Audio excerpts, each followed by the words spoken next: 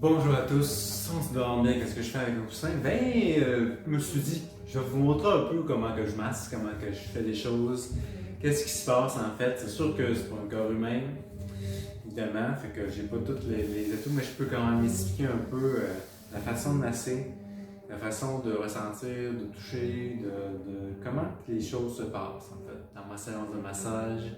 Puis en même temps, si vous voulez expérimenter vous-même un peu, je vais vous expliquer la base en fait.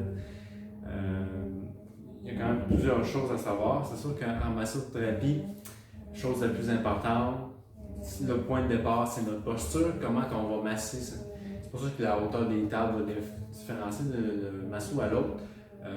Dans l'idéal, on va utiliser tout notre corps pour faire un bon transfert de poids. On ne va pas monter la table plus haut, on va la descendre, c'est le contraire. On va maximiser le transfert de poids pour minimiser la force nécessaire. Parce que plus on va élever la table, plus on va avoir besoin de force. Fait que la descente va permettre en fait d'avoir plus de pression sans avoir à forcer nécessairement. Puis les muscles qui vont avoir le plus solidité, c'est plus les muscles de posture dans ce cas-ci, si on descend la table plus bas. Fait que ça, c'est le détail plus de masso. Allons-y pour une petite présentation de massage. C'est plus toujours ma façon de faire. Fait que de base, disons que c'est une cuisse, disons un quadriceps. Fait que la façon, bien souvent, on va y aller en alternance. Puis je fais à peu près une technique assez semblable un peu partout. Fait qu'on peut faire ça. Puis ce qui est important quand on fait ça, c'est pas de mettre de la pression, c'est juste de laisser le transfert de poids. C'est pour ça que les jambes sont en posture de marche vers la direction que mes mains vont avancer. Enfin, mes genoux vont plier en même temps, qui va faire que mon poids va pousser et non, je ne vais pas forcer pour le faire. C'est vraiment essentiel d'éviter autant que possible de forcer. Si on force, on peut blesser. Mais quand on fait juste suivre le transfert de poids, on est rarement au-delà de la pression qu'on peut mettre. Sinon, ça c'est tout simple. Là, ici, encore une fois, c'est le poids, j'ai un transfert de poids. La table est plus haute, fait que j'ai un moins bon transfert de poids qu'un normal, mais pour vous le montrer quand même mieux. Ici, je fais une pression, puis là, je décharge le poids vers l'avant. Je peux avancer comme ça aussi c'est vraiment agréable. Je vais prendre le temps de faire des pressions. Avec la paume en premier, finir avec les doigts. Ça vient activer.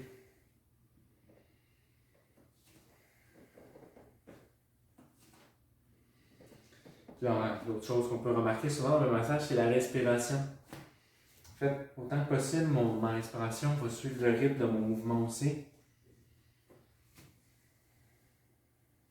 Toujours, il va y avoir la posture de marche, le genou qui plie vers l'avant un peu, ou beaucoup, un peu comme une danse aussi, du tai chi, du qigong, c'est dans le même principe. On fait un transfert d'énergie, transfert de poids, c'est ça. C'est vraiment tout dans le mouvement en fait. Fait que les premières choses, la posture, le transfert de poids dépend justement du mouvement qu'on va mettre dans notre corps pour transférer ce poids-là. Si on déplace notre corps vers l'avant, le transfert est vers la direction qu'on bouge. Fait les jambes, souvent, sur la base du transfert de poids. C'est important qu'ils soient positionnés toujours dans la direction qu'on a envie de. Si on veut masser comme ça, nos pieds sont dans la même direction. Fait que la largeur des pieds, c'est ce qui permet de déterminer où la zone qu'on va masser. Tout simplement comme ça. Toujours en étant à l'écoute. Fait que là, la respiration va approfondir en fin de compte. L'écoute du corps quand on masse, vraiment de sentir. Puis on n'est pas obligé de peser nécessairement fort. C'est pas comme je dis, il n'y a pas vraiment de force. Au début, on va y aller plus doucement, sentir. OK. Puis pour ça que les premières fois qu'on masse, c'est comme toute chose, hein, on expérimente, on teste. Les premières fois, on prend le temps de mettre un peu moins de pression peut-être, puis de demander à l'autre s'il prend plus de pression, puis y aller progressivement, augmenter la pression. Tout en écoutant ce qui se passe dans le corps. Aussi, une autre chose importante, pas mettre trop d'huile, parce que s'il y a trop d'huile, la friction va être moins bonne. En fait, il faut qu'il y ait une certaine adhérence pour faire un massage plus en profondeur. S'il y a trop d'huile, on y va moins en profondeur, fait qu'on est plus général. Ça peut être bon pour réchauffer le corps, pour activer, mais pas pour venir relâcher des tensions, des muscles qui sont très tendus. Ça va être moins efficace. Puis, quand il y a moins d'huile, on y va avec plus de lenteur. Quand on se met à plus d'huile, on y va à plus ça va être un peu plus fire, on y va en feu. Là. On y va plus vite.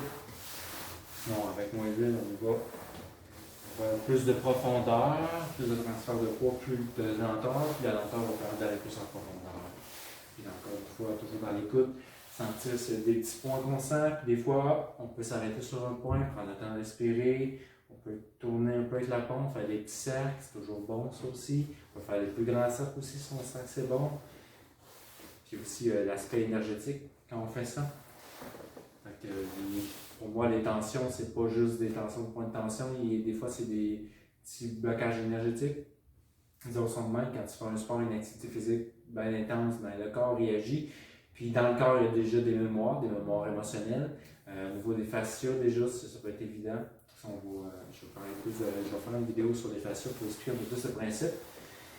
Mais c'est ça, l'écoute de l'énergie qui est dans le corps, des points. Puis, on n'a pas à trop solliciter les points, on a à les activer. Si on les active, c'est déjà super. C'est pas tant de les éliminer que de les activer qui est important. Les activer, c'est un bon point de départ pour que le corps fasse la job. Le but, c'est que le corps fasse la job, fasse ça naturel le plus possible, que ça active lui-même, puis qu'il commence à se remettre en fonction tout seul, puis qu'il puisse retrouver sa propre capacité de se soigner en fait. Parce que le corps est fait pour s'auto-soigner depuis toujours.